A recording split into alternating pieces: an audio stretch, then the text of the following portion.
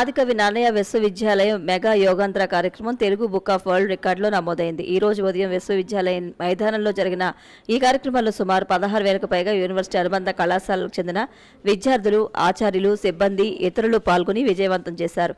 ఈ ఘట్టాన్ని Telugu book of world record ప్రతినిధులు నమోదు చేశారు. తమ విశ్వవిద్యాలయం చరిత్రలో అతిపెద్ద ప్రోగ్రాంగా రికార్డు సాధించడం ఆనందంగా ఉందని వైస్ ఛాన్సలర్ ఎస్ ప్రసన్నశ్రీ సంతోషం వ్యక్తం చేశారు.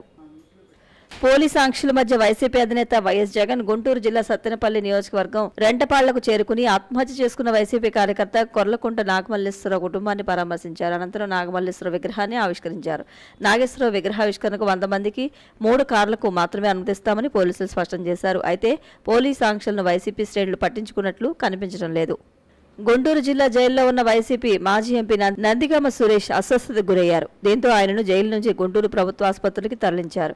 వీల్ చైర్ మీద ఆయనను జైలు నుంచి బయటకు తెచ్చి ఆ తర్వాత అంబులెన్స్లో ప్రభుత్వ ఆసుపత్రికి తరలించారు.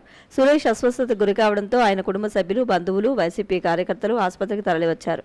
వారిని పోలీసులు లోపలికి అనుమతించలేదు. నందిగం సురేష్కు వైద్యులు పరీక్షలు చేస్తున్నారు. అయితే ఆయన ఆరోగ్య సమస్య ఏమిటన్నది తెలియరాలేదు.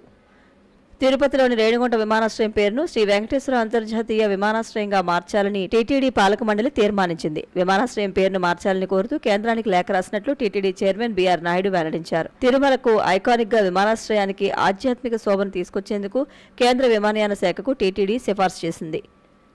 అల్లూరు సీతారామరాజు జిల్లా దేవీపట్నం అటవీ ప్రాంతంలోని కొండమొదల్లో భారీ ఎన్కౌంటర్ జరిగింది. గ్రేహౌండ్స్ బలగాలు, మావోయిస్టులకు మధ్య జరిగిన ఈ ఎదురుకాల్పుల్లో 3 మావోయిస్టు నేతలు మృతి చెందారు. మృతులను జోనల్ కమిటీ సభ్యులు గాజర్ల రవి అలియాస్ ఉదయ్, అరుణ, అంజుగా గుర్తించారు. వీరిలో ఇటీవల ఎన్కౌంటర్లో మరణించిన చలపతిరావు భార్య అరుణ ఉన్నారు. 2018లో దుమ్రిగూడ సమీపంలో కెడారి సర్వేశ్వరరావు, సివేరి సోము హత్య కేసులో అరుణ నిందితురాలుగా ఉన్నారు. ఆమె స్వస్థలం విశాఖ జిల్లా పెందుర్తి మండలం కరకవాణిపాలెం. ఉదయ్పై 25 లక్షలు, అరుణపై 20 లక్షలు రివార్డు ఉంది. వారి వద్ద నుంచి 3 AK-47 ఆయుధాలను భద్రతా బలగాలు స్వాధీనం చేసుకున్నాయి. మరోవైపు ఛత్తీస్గఢ్ రాష్ట్రం బీజాపూర్లో మావోయిస్టులు దుశ్చర్యలకు పాల్పడ్డారు. బీజాపూర్ జిల్లాలోని పెద్దకుర్మా గ్రామానికి చెందిన 3 స్థానికులను నిన్న సాయంత్రం హత్య చేశారు. వీరిలో ఓ విద్యార్థిని కూడా ఉంది. హత్యలతో పాటు మావోయిస్టులు 12 మందిని కిడ్నాప్ చేశారు.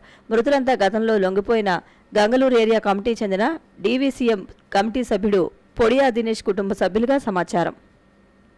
రైళ్లపై రాళ్లదాడికి పాల్పడేవారిని రైల్వే ట్రాక్లపై ప్రమాదకారక వస్తువులు వేసే ఆకతాయిలు, అసాంఘిక శక్తులపై కఠిన చర్యలు తీసుకుంటామని ఆర్పీఎఫ్ అధికారులు స్పష్టం చేశారు. దక్షిణ మధ్య రైల్వే పరిధిలో ఈ ఏడాది ఇప్పటి వరకు రైళ్లపై రాళ్లదాడికి పాల్పడిన 102 మందిని ఆర్పీఎఫ్ అరెస్ట్ చేసింది. అలాగే రైల్వే పట్టాలపై ప్రమాదకర వస్తువులు ఉంచినందుకు గాను 33 మందిని అరెస్ట్ చేశారు. ఈ ఏడాది జనవరి నెల నుండి మే వరకు 128 రైళ్లపై రాళ్లదాడి కేసులు నమోదు కాగా 85 కేసులు నమోదు చేసి 102 మందిని నిందితులుగా గుర్తించారు. నిందితులపై రైల్వే చట్టంలోని సెక్షన్ 153 కింద కఠినమైన చర్యలు తీసుకుంటారు. దీనికి 5 సంవత్సరాల వరకు జైలు శిక్ష విధించబడుతుందని ఆర్పీఎఫ్ అధికారులు హెచ్చరించారు. ప్రయాణికుల భద్రత, రైల్వే ఆస్తుల పరిరక్షణకు రైల్వే అత్యంత ప్రాధాన్యత ఇస్తుందని దక్షిణ మధ్య railway general manager Arun Kumar Jain తెలిపారు.